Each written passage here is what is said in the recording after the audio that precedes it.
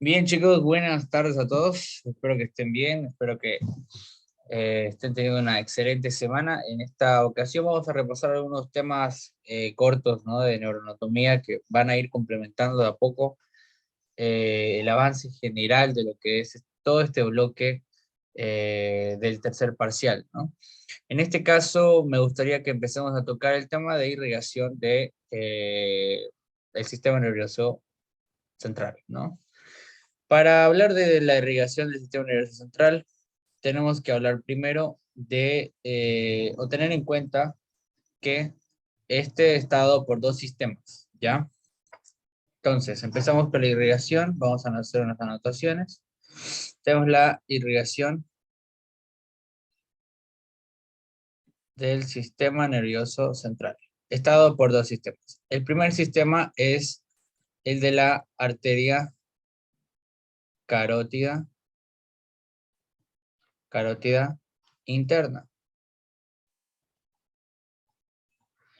Y el segundo sistema vascular es el el de las arterias vertebrales. Y aquí igual son dos, ¿no? Ambas carótidas internas. Pero bueno, empezamos distinguiendo que son dos sistemas los que tenemos en cuenta. ¿Ok? Ahora, es importante saber que entre estos dos sistemas va a haber una conexión, va a haber una relación, una anastomosis. Una anastomosis. Y esta anastomosis, es decir, esta unión entre ambos sistemas de la carótida interna y de las arterias vertebrales, se da en un lugar muy específico que se denomina como el polígono de Willis, que ya lo habíamos mencionado previamente cuando estábamos hablando de base de cráneo. Habíamos mencionado esta estructura, ¿no? El polígono de Willis. Polígono de Willis, que básicamente lo que hace es irrigar toda la parte central del sistema nervioso central, de la corteza, es decir, la corteza, cerebelo, médula oblonga y puente, ¿no? Basado en esto, necesitamos ir viendo o necesitamos ir desglosando cada uno de estos sistemas, ¿no? Bien, entonces ya he hecho un preámbulo, ya he hecho un paneo de lo que vamos a hablar el día de hoy. Empezamos con lo que sería el sistema carotidio. Vamos a ser muy gráficos, así que necesitamos observar primero de dónde viene el sistema carotidio. Ya lo sabemos, viene del callado aórtico, ¿no? Que es el callado aórtico con sus tres ramas de emergencia. Uno es el tronco brachiocefálico derecho, la carótida primitiva o carótida común izquierda y la arteria subclavia izquierda, ¿no? Subclavia izquierda. Bueno, es importante saber esta distribución porque uno de los sistemas que vamos a hablar son de la carótida, es decir, que sistema carotidio, y el otro sistema es el de las arterias vertebrales, que son ramas de la arteria subclavia. Quiere decir que estos dos sistemas grandes de vasos sanguíneos que salen directamente del callado aórtico van a encontrarse eventualmente a nivel central, ¿no? A nivel del telencéfalo, de la corteza. Empezamos con la carótida común. Como ya bien lo saben, la carótida común inicia en el callado, va ascendiendo a través de la región lateral de la tráquea, llega a la región del cartílago tiroides y aquí se llega a bifurcar, ¿no? Podemos observar una bifurcación, ¿no? A nivel del cartílago tiroides y se convierte en arteria carótida externa y carótida interna. La carótida externa tiene distribución en la superficial a nivel de la cara y la carótida interna es la que nos interesa ahora. La carótida interna va a seguir ascendiendo y va a adentrarse al cráneo a través del agujero carotidio, orificio de entrada del conducto carotidio. ¿Ya? Vamos a despejar un poco esta parte.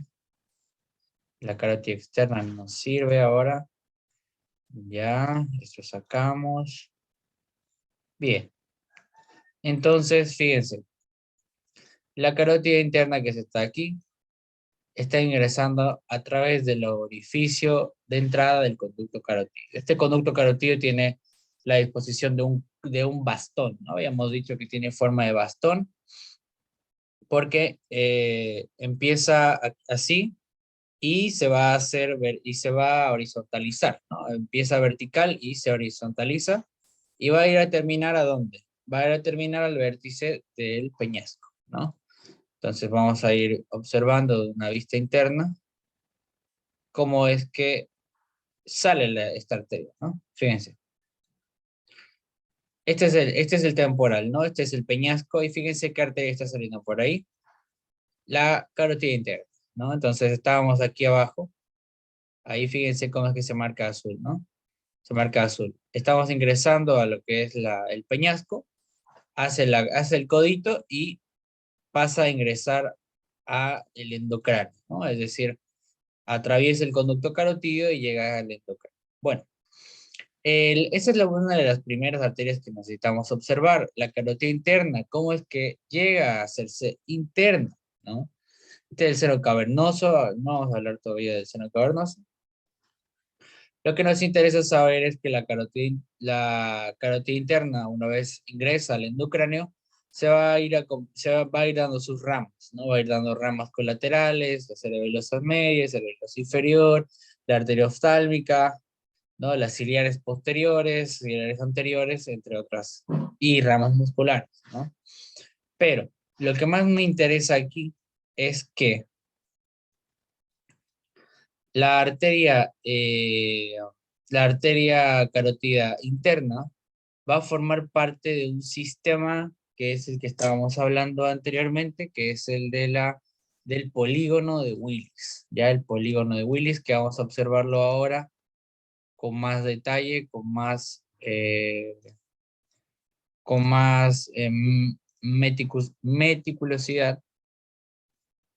Ahí estamos despejando un poco. Bien, entonces, eh, recordemos, ¿por dónde ingresó la carótida? Ingresó por el vértice del peñasco. Recorre lo que es el agujero rasgado anterior, se dirige hacia lo que vendría a ser las masas laterales, los bordes laterales de la lámina cuadrilátera del esfenoides, asciende a lo que vendría a ser la región del cuerpo del esfenoides y llega eventualmente a realizar una curva, ¿no? A nivel de las alas mayores, formando lo que es la arteria oftálmica, que se va a encargar de la irrigación de todo lo que es la órbita, ¿no? Principalmente necesitamos entender esto. La carótida interna, al ingresar al endocráneo, pasa a formar parte de este sistema de esta forma, ¿ya? La carótida interna hace una curva y va a ir a terminar formando la cerebral media, ¿ya? La cerebral media. Antes de que, antes de que se convierta en arteria oftálmica, porque la arteria oftálmica es una rama, ya es una rama de la carótida interna, de hecho es la rama terminal, la arteria oftálmica, da una rama importante, sumamente importante, que es la cerebral media, ¿ya?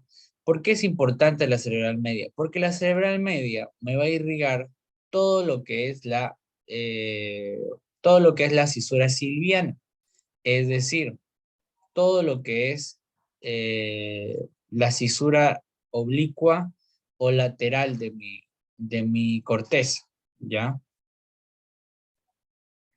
A ver si podemos encontrar. Este es mi libro. A ver, para que sea más explícito, para que haya una imagen.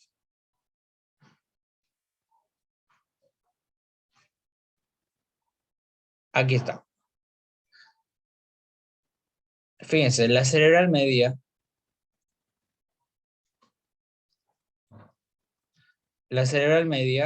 lo que hace es que se dirige a esta parte de aquí,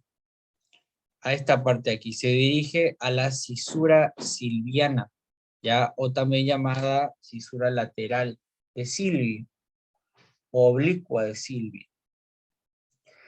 Es importante porque la cerebral media me va a irrigar el 60% de la corteza cerebral en su cara externa o su cara parietal, por así decirlo, ¿no? Entonces, es sumamente importante la cerebral media, ¿ya? Por su distribución, ¿ya? Por la distribución más que nada. Entonces, la cerebral media tiene una gran distribución a nivel de la cisura de Silvio y me irriga todo lo que son las áreas temporales. Fíjense, vamos a tener áreas temporales con la temporal media, temporal posterior. Vamos a tener irrigación del lóbulo frontal con las ramas orbitofrontales, precentrales, centrales, postcentrales, ¿no? Es decir, me va a irrigar todo lo que es la parte externa y lateral del lóbulo frontal. Me irriga la parte lateral externa del lóbulo parietal. Me irriga el lóbulo temporal. Entonces, fíjense la distribución tan grande que tiene la cerebral media. Entonces, por eso les digo que es importante revisar de dónde viene esta cerebral media. Porque ustedes me pueden comentar, sí, la cerebral media irriga tal área del cerebro, ok, perfecto, pero ¿de dónde viene?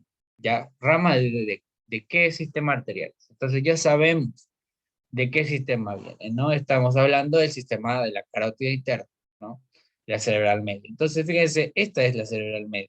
Esta aquí, ¿no? La cerebral media va a hacerse medial, básicamente, va a ascender y va a distribuirse en toda la extensión de la cisura silviana. Bien, ahora, la cerebral media forma parte o sea, actúa como un puente, ¿ya? Actúa como un puente eh, entre el sistema de las arterias vertebrales y el sistema de la arteria carótida interna, ¿no? Entonces, fíjense, dos ramas importantes van a salir de esta carótida interna, muy importantes. Una es la cerebral media, ya una es la cerebral media que ya la mencionamos. La otra rama importante, sumamente importante, es la cerebral anterior, ¿ya? La cerebral anterior lo que se va a encargar es de irrigar todo lo que es la cara orbitaria del lóbulo frontal. Es decir, la cara orbitaria del lóbulo frontal es la cara inferior del lóbulo frontal. Es la cara que asienta sobre el esfenoides, es decir, es la cara plana por donde asienta sobre el esfenoides, ¿no? Entonces la cerebral anterior también va a ser importante y también va a formar parte del polígono de Willis, ¿ok? Entonces por eso a mí me interesaba revisar la carótida interna como primera instancia. Entonces fíjense, del polígono de Willis ya me está dando tres estructuras importantes para empezar a formarlo, ¿no? Y aquí ya podemos ir dándonos cuenta un poco cómo es que va la cosa. Fíjense, tenemos la cerebral anterior. Vamos a ponerle otro color. Vamos a poner otro color. Como puede ser azul. Bueno, aquí está la cerebral anterior. Y un poco más por delante de la cerebral anterior, vamos a encontrar una rama arterial que también forma parte del polígono de Willis, que se llama la comunicante anterior. Ya, la comunicante anterior. Vamos a cerrar esto. Ahí está. Bien, entonces, la comunicante anterior va a ser la que se va a encargar de conectar lo que es la cerebral anterior con su homóloga ipsilateral, ¿no? Es decir, su homóloga del otro lado. Entonces, tenemos aquí la cerebral anterior, primer palito. La comunicante anterior, segundo palito, ¿no? Ya tenemos 3 de los 6 palitos para formar el polígono de Willis, ¿no? Entonces ya tenemos estas dos partes. Ahí y ahí, ¿no? ¿Qué sigue? Lo que le sigue son estas dos ramas comunicantes, que son las comunicantes posteriores. Estas de aquí. Una, vamos a ver, podríamos ponerle otro color. Vamos a ponerlo de verde. La comunicante posterior sale igual de la, de la, del sistema carotido, de la sistema carotido interna, es decir, de la cerebral media, es rama de la cerebral media. A ver, es el este. Entonces la comunicante posterior es esta aquí, que se va a conectar entre la cerebral media y la cerebral posterior. Ahorita vamos a ver de dónde sale la posterior. Entonces ya tenemos estos tres límites. Dos límites anteriores y laterales, es decir, izquierdo y derecho. Un límite anterior, que es este de aquí, de la comunicante anterior. Y nos quedan dos límites posteriores todavía, que son estos de aquí. La cerebral posterior del lado izquierdo y la cerebral posterior del lado derecho, ¿no? Entonces, y de esta forma cerramos lo que es el polígono de Willis, ¿no? Ahí está. Y concluimos con las dos cerebrales posteriores. Y así queda el polígono de Willis. Queda con 1, 2, 3, 4, 5, 6, 7 lados, ¿ya? 7 lados. Entonces, ¿qué representaba los límites posteriores? Representaban las cerebrales posteriores. ¿Qué representaba los límites laterales?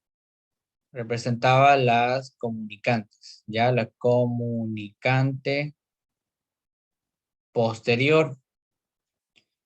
¿Qué representaba los límites anteriores, izquierdo y derecho? Representaban las arterias cerebral anterior, tanto la anterior y también la comunicante anterior. Ya, y ustedes me estarán diciendo, ¿y la cerebral media? ¿Dónde queda la cerebral media? Si nos dijo que era importante. Fíjense, la cerebral media se va por aquí, se va por los lados, ¿ya? No quiere decir que no llegue a formar parte del polígono de Willis, sino que no es estructuralmente uno de los lados del polígono, sino que forma parte o representa como un eje de transición en el polígono de Willis. Es decir, solamente lo abarca o solamente representa un punto en esta figura, es decir, no genera una línea, sino un punto, porque de aquí se va por otro lado y se forma la cerebral media o también llamada arteria silviana, ya que es la que estaba mencionando antes. Entonces, la cerebral media sí forma parte del polígono de Willis, pero no forma parte de un límite, sino que forma parte de una zona de transición, ¿ya? Una zona de transición, porque de aquí parte hacia la cisura silviana, pero no es un límite, sino que es solamente un punto, una zona de transición en el polígono, ¿ya? Entonces, esas son las comunicantes. Esas son las comunicantes anteriores, posteriores, cerebral anterior, cerebral posterior. Ahora necesito revisar lo que es las cerebrales posteriores. ¿De dónde vienen las cerebrales posteriores? Entonces vamos a guardar esta fotito.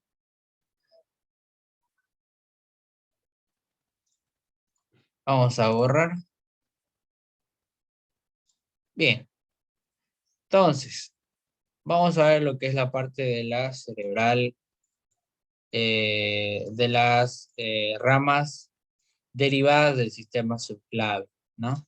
Volvemos aquí al corazón. Del corazón sale la arteria subclavia,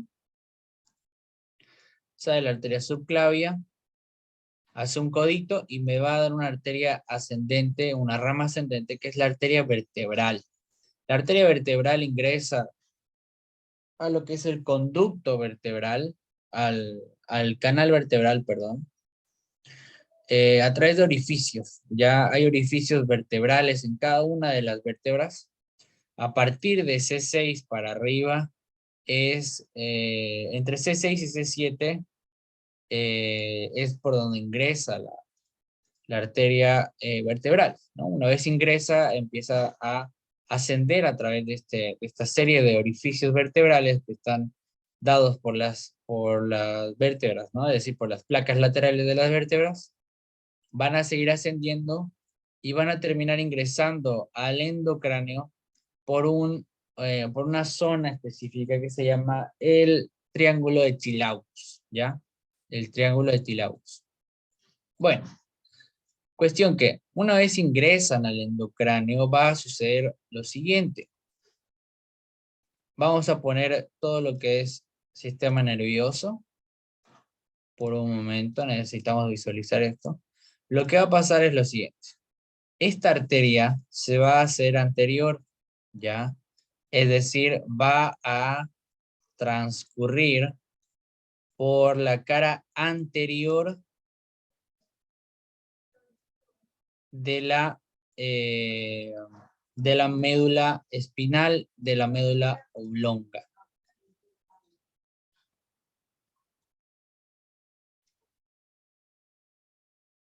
A ver si despejamos un poco esto para que se vea mejor. Aquí se ve mejor, fíjense. Bien, entonces, fíjense lo siguiente.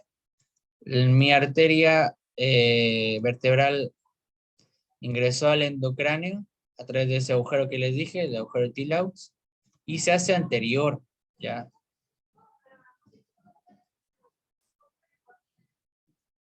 Se hace anterior y en la parte anterior es donde se va a fusionar una arteria vertebral con la otra y va a formar lo que se llama el tronco basilar, ¿ya?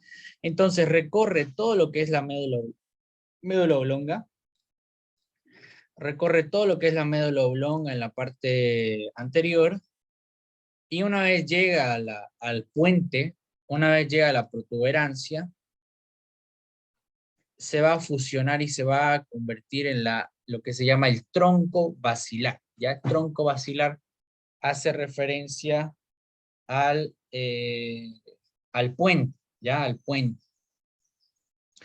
Entonces, una vez fusionado, de aquí salen ramas, ya de aquí salen ramas. Las más importantes son las cerebelosas anteroinferiores y la cerebelosa posterior, ya la cerebelosa posterior, que sería esta aquí, posterior-inferior, perdón. Y de ahí es donde sale la irrigación del cerebelo. No sé si se acuerdan, cuando estábamos revisando el tema del cerebelo, dijimos, es el órgano de los 10, 3. Uno de los tres era que tenía tres arterias, ¿no? Una de las arterias era la postero-inferior, antero-superior y la media, ¿ya? La cerebelosa media.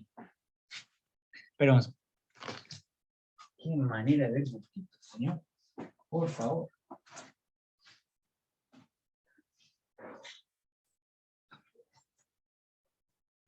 Bien, entonces, una de las ramas más importantes antes de la formación del tronco basilar son las cerebelosas, ¿ya? Entonces, antes de que se forme la cerebelosa, antes de que se forme el tronco basilar, se forma la cerebelosa posterior-inferior, perdón, ¿ya? Antes de que se forme el tronco basilar. Una vez se forma el tronco basilar, van a salir las ramas cerebelosas anteroinferiores y la cerebelosa media es rama del anterior inferior, ¿ya? Después, seguimos ascendiendo a través de lo que vendría a ser la cara anterior del puente y nos vamos a encontrar al tronco basilar en su esplendor, todo su esplendor, ¿no? Este tronquito va a dar ramas laterales, ¿ya? Que se llaman ramas basilares cortas o ramas protuberanciales cortas, que van a irrigar todo lo que es el puente, ¿ya? Todo lo que es el puente o protuberancia. Seguimos ascendiendo. Este es el plexo del seno basilar, todavía nos interesa. Seguimos ascendiendo y lo que nos vamos a encontrar es lo siguiente. Fíjense, este tronco basilar se va a dividir en dos. Ya se va a dividir en dos. Se va a dividir en cerebral posterior en ambos lados, es decir, cerebral posterior del lado izquierdo y del lado derecho, y nos va a dar una rama cerebelosa, que es la rama cerebelosa superior. Ya, la rama cerebelosa superior. Ahora, lo que nos interesa es la cerebral posterior, que fíjense, una vez dividida o una vez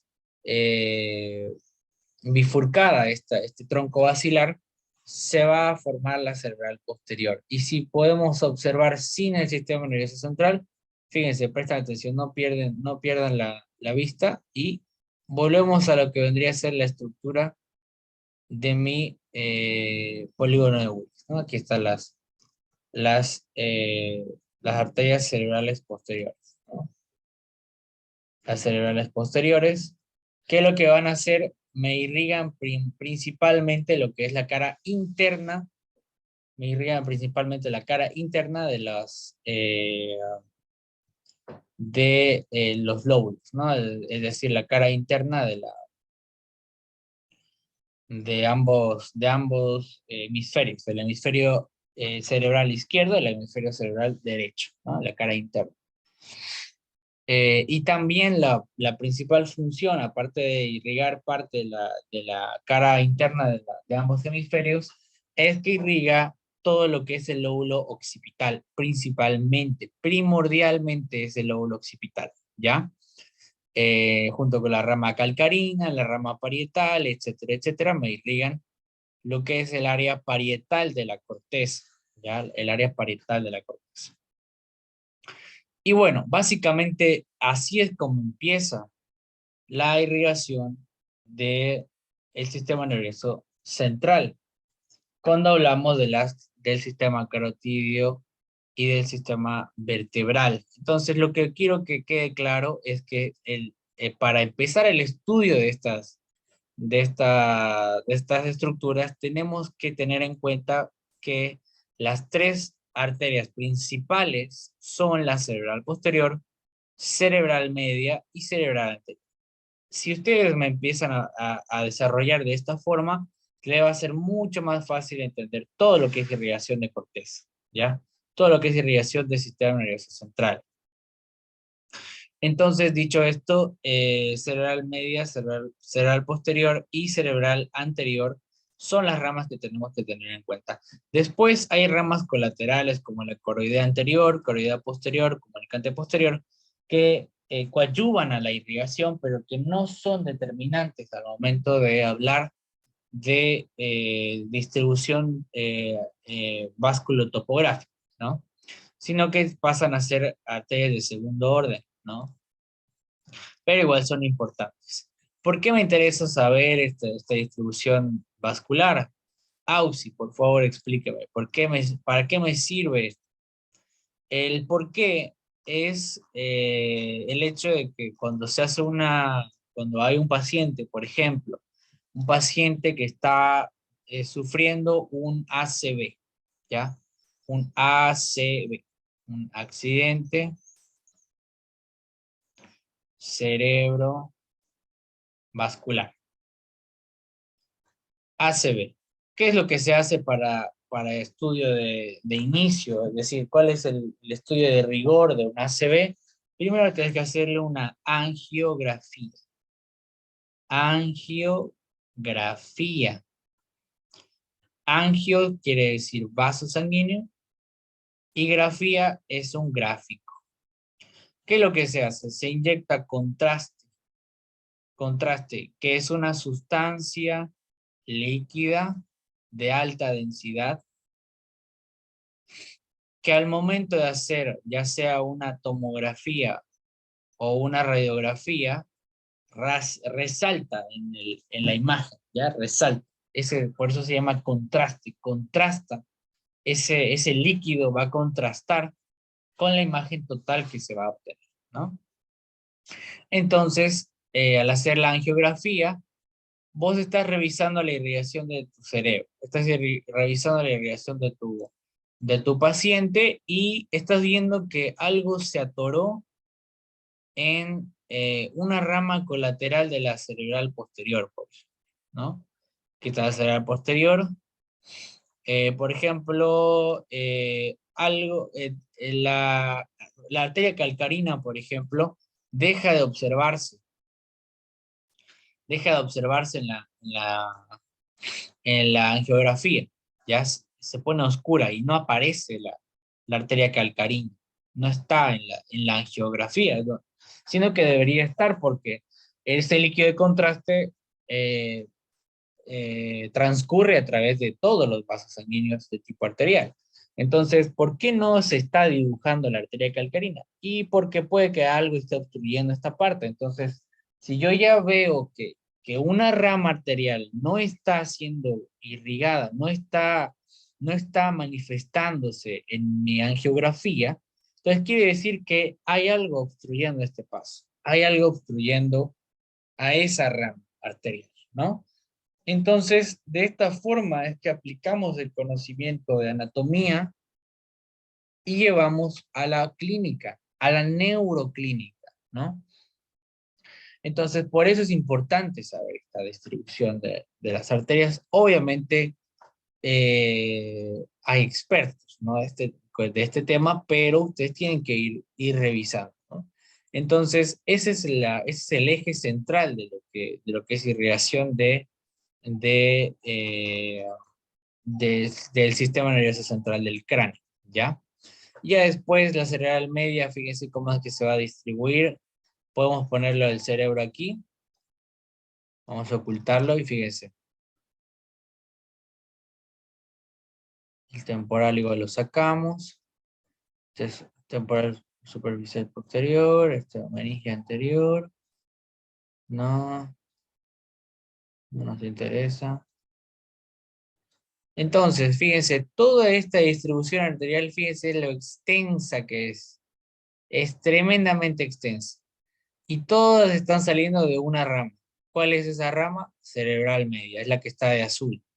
La que está de celeste, perdón, está aquí, cerebral media. Fíjense la cantidad de ramas que me da la cerebral media. Me está dando las ramas temporales anteriores, posteriores, ramas precentrales, centrales, postcentrales, central, precentral.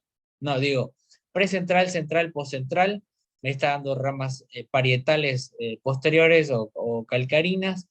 No son calcarinas, son posteriores de la língula.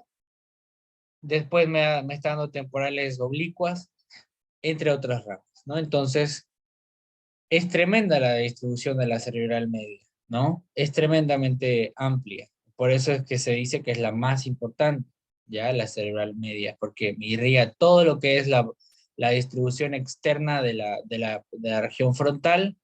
Fíjense, incluso la región frontal me la irriga. Todo lo que es región frontal en su distribución externa, digamos, ¿no?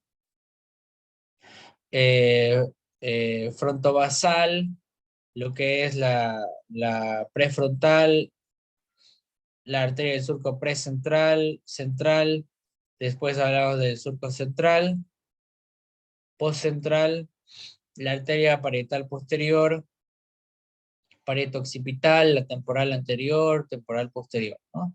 Entonces me irriga todo lo que es la distribución anterior del temporal, o sea, externa del temporal, todo lo que es la cara externa del lóbulo parietal, la cara externa del lóbulo temporal también, ¿no?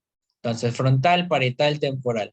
Incluso también me irriga parte de lo que es la distribución del lóbulo occipital, ¿no? Pero principalmente está irrigada por la arteria cerebral media. Digo, posterior, cerebral posterior, que es esta de aquí, fíjense.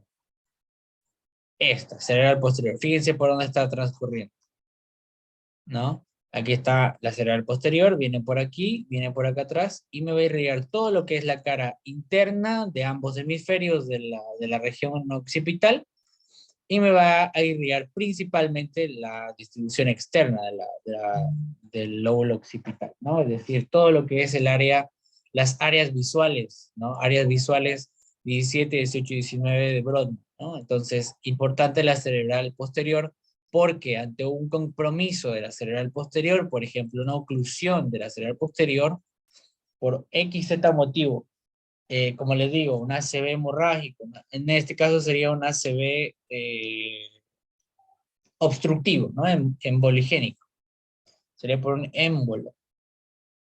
Ese tipo de ACV, en la angiografía me va a decir, tu cerebral posterior está ocluida, Entonces el paciente tiene una disminución súbita de la agudeza visual, por ejemplo. Se está quedando ciego de una forma muy rápida, muy violenta, ¿no? En cuestión de horas se quedó ciego el paciente. Y uno dice, pucha, ¿qué le pasó, digamos, no? ¿Qué pudo haber pasado? Se cayó, ¿no? Es un paciente viejito, se cayó o no sé, se golpeó con algo, alguien lo golpeó o no sé, lo atropellaron, cualquier cosa puede haber pasado. Entonces tiene pérdida súbita de la visión. Entonces, puede ser que sea la arteria cerebral posterior, ¿no? Porque me irriga esa parte, ¿no? Y no solamente puede ser una hemorragia, sino que también puede ser un hematoma, ¿ya? Es decir, digo, no solamente puede ser un proceso obstructivo, es decir, un émbolo aquí, sino que también puede ser una hemorragia. Aquí se rompió, por ejemplo, esta arteria. Se rompió, se fisuró, se lesionó, perdió la continuidad y la sangre empieza a salir y se empieza a acumular una bola de sangre, ya que se llama coágulo. Se empieza a acumular el coágulo y lo que hace es que genera presión, ya presiona áreas de la corteza y esta presión es la que genera el compromiso, por si acaso, ¿ya? Si ustedes tienen presión en algún lugar, en alguna área específica, va a haber compromiso, es decir, va a haber lesión no solamente estructural, sino que también funcional. Funcional, ¿ya? Bien, eso en cuanto a la irrigación a grandes rasgos. Me gustaría, sí, recalcar ciertos puntos importantes de los primeros temas que estuvimos viendo. Bueno, esta tabla de memoria, chicos, sí o sí tienen que saber. Ya esa y la tablita de haces ascendentes y descendentes, que la vamos a ver por aquí. A ver, ¿dónde está? Mesencéfalo. Puente protuberancia. Esto igual es importante, entonces pregunta examen. Esta. Esquema del techo del cuarto ventrículo. Es pregunta, ya lo he visto muchas veces en los exámenes. ¿Cómo se forma el techo del cuarto ventrículo? Tres estructuras. Velo medular superior, después está el fastigium, que es la parte medial, y después está lo que vendría a ser el velo medular inferior, ¿ya? Y los tres orificios, que también son pregunta examen, señores, ya vayan anotando. Esto también es pregunta examen, orificios laterales de Luschka y el orificio inferior de Magendie, ya, de Magendie. Luschka y Magendie. Y esto de acá son plexos coroideos. ¿Qué hace el plexo coroideo? Forma líquido cefalorraquídeo. Esto se lo aprenden, ¿ya? Importante. Después, este piso del cuarto ventrículo igual, muy importante, ¿ya? Muy importante. Segmentado por partes, ¿no? Por partes. Y bueno, la forma de estudiar el cuarto ventrículo, la parte ya metódica, digamos, se la estudia como un rombo, ya eso sí está en el libro, se los explican, le dice el cuarto ventrículo se lo estudia como un rombo, ya, perfecto. Se lo estudia como un rombo que tiene dos triángulos, ya. El primer triángulo es el triángulo, pontino, ¿no? El triángulo pontino que representa esta parte de aquí, ¿ya? Es decir, este cuarto ventrículo va a estar formado, vamos a ponerlo ahí, cuarto ventrículo. El piso del cuarto ventrículo va a estar formado por dos triángulos. El primer triángulo es el triángulo pontino. El segundo triángulo es el triángulo vulvar, ¿ya? O también llamado triángulo de la médula oblonga. Ya, pero mejor pongámoslo vulvar, ¿ya? Triángulo vulvar. Entonces, estos dos triángulos en conexión forman el cuarto ventrículo. Ahora, ¿qué es lo que me interesa saber de este cuarto ventrículo? Estructuras importantes que tenemos que tener en cuenta. Por ejemplo, el área póstrema. Ya, importante el área póstrema, parecería que no tiene mucha relevancia, pero es importante. Preguntan, porque la gente no le toma en cuenta, ¿ya? El área póstrema se encuentra en el vértice del cuarto ventrículo, en el vértice inferior o caudal del cuarto ventrículo, es decir, está aquí, ¿ya? Está aquí, en el vértice. Ahora, ¿qué me interesa saber del área póstrema? Es un área que no tiene barrera hematoencefálica. Ya, repito, no tiene barrera hematoencefálica. ¿Qué quiere decir esto? Que esta estructura, esta parte del área póstrema, no tiene ese filtro que es la barrera hematoencefálica. ¿Qué es la barrera hematoencefálica? Esto no lo vamos a hablar ahora en su totalidad, pero de forma rápida es lo siguiente. Aquí está la neurona, ¿no? Una neurona X. Después aquí está un vaso sanguíneo. Entonces, del vaso sanguíneo tiene que llegarle nutrientes, oxígeno, etcétera, etcétera, etcétera, a mi neurona, ¿ya?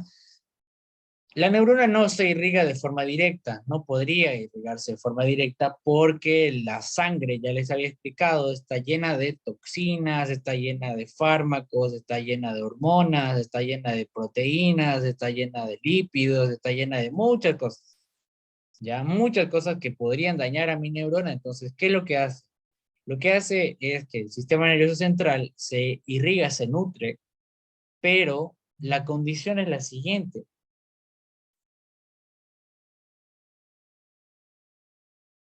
La condición es que va a haber una célula que se llama podocito,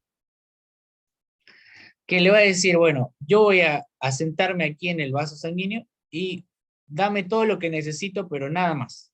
Solamente quiero lo necesario. Entonces el podocito, junto con otras estructuras, van a formarme lo que se llama la barrera hematoencefálica. Es decir, la barrera hematoencefálica es un filtro, ya filtra la sangre y solamente deja lo más importante, ya lo más importante lo deja pasar.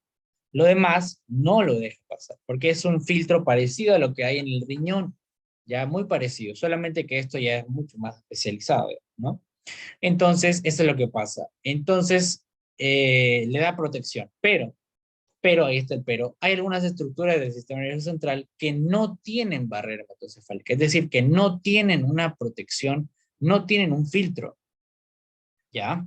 Entonces, en este caso, estamos hablando del área póstrema, por ejemplo, ¿no? El área póstrema no tiene la área póstrema, no tiene barrera hematoencefálica.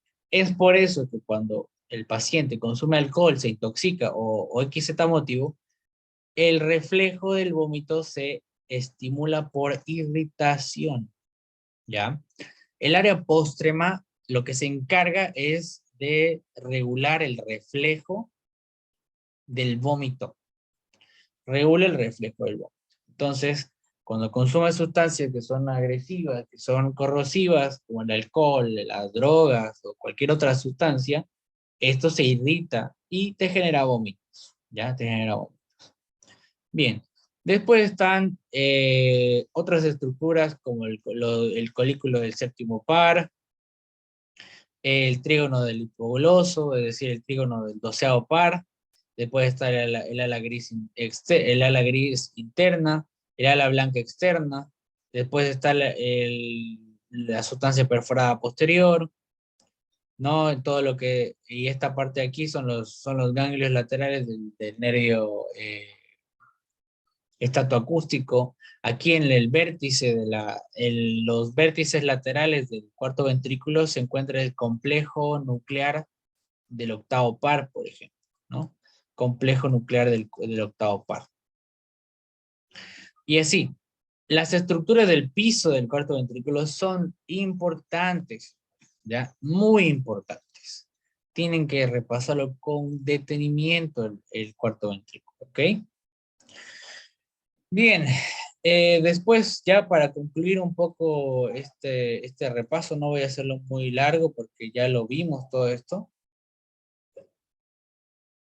recordarles nomás que tienen que aprenderme de memoria esta tablita, ¿ya? De memoria, señores. No hay opción, ya tienen que saberlo, sí o sí. ¿Por qué? Porque esta es la base de preguntas para el tercer parcial. Sí o sí entra una pregunta de cordones, ¿no? ¿Qué estructuras pasan por el cordón anterior? ¿Qué tipo de haces o qué tipo de fascículos pasan por el cordón lateral? ¿Qué tipo de haces pasan por el cordón posterior? ¿No? Cosas así. Entonces me tienen que saber sí o sí este tema. Sí o sí este tema. Ya, aparte de que va a salir en el examen, también son preguntas de práctica y también son preguntas de fisiología para el siguiente año. Así que se están ahorrando un buen tiempo aprendiéndolo esto desde ya desde ya. Bien, eso sería todo, chicos. Entonces es una clase corta, estuvimos casi una hora más o menos, 45 minutos, pero me interesaba repasar un poco, ¿no? Este grupo de estos dos temitas, ¿no? Que es irrigación y cuarto ventrículo, era un poco más lo de los haces, pero vamos a seguir complementando más adelante, vamos a seguir complementando con más contenido en lo que vamos avanzando de cada uno de los temas, ¿no? Así que eso sería todo, chicos. Muchas gracias por su atención. Gracias por su tiempo. Espero que les haya gustado. Espero que hayamos aprendido algo nuevo hoy. Y nos vemos el jueves de la próxima semana. Hasta luego.